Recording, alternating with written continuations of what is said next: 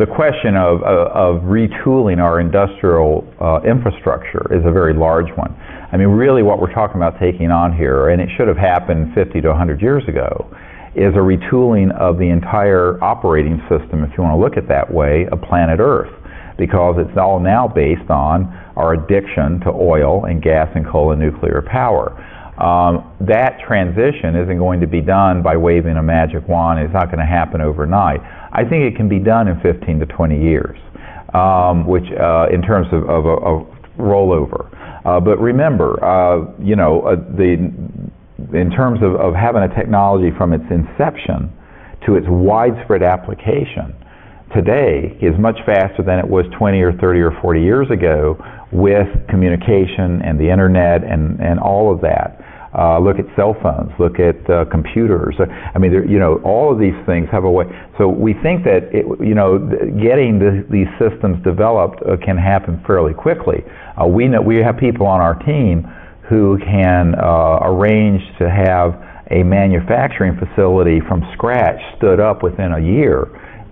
That could be running on these new energy systems themselves, so they're non-polluting, that could then be cranking these systems out by the hundreds of thousands or millions. Of course, there's going to have to be some really large funding support to move things into that level that quickly, but we know that can be done. But you first have to get to this robust demonstrator, and then there'll be the level of support to do that. I think the other thing to remember here, this is something that we haven't touched on, is that, and it's implicit in this whole discussion, is that right now, our entire way of living on the planet is a very heavy footprint. It's a huge burden on the Earth. And the reason for it is because of the type of energy systems we have.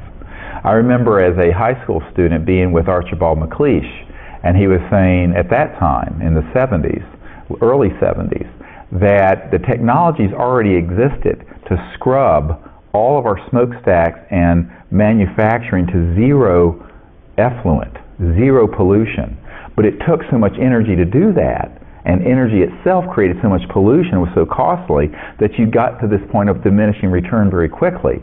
But what happens when you have free energy, literally, because the energy is coming from the environmental magnetic flux field, and it's non-polluting energy, there's no pollution associated with these systems, well then all the manufacturing can be zero impact in terms of clean. There can be 100% recycling, because recycling is an energy-intensive process. There can be desalination of water, which, there are pipelines for gasoline that run thousands of miles across continents, so even the desert shall bloom, to quote a biblical concept.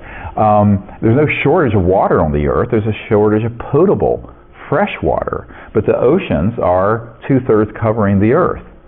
And so the air itself has enormous moisture in it, and there are people that we're working with who've developed very efficient systems for squeezing moisture out of the air to create potable water or irrigation water, but those take electricity. But if your electrical needs are met from these systems, suddenly you can visualize a planet completely transformed and liberated from the shackles of the economic slavery of the current energy and manufacturing system that requires more than 2/3 of the world living in poverty. And I think that is a big part of the vision of what the OrionProject.org wants to share with the public, is that this isn't a pipe dream. This can absolutely be done. The critical thing that's been missing for decades is a big breakthrough. That's why I call it a breakthrough campaign that we're trying to do in the basic energy generation arena. And that's cost effective, and that puts out large amounts of energy and power that can be used for these purposes.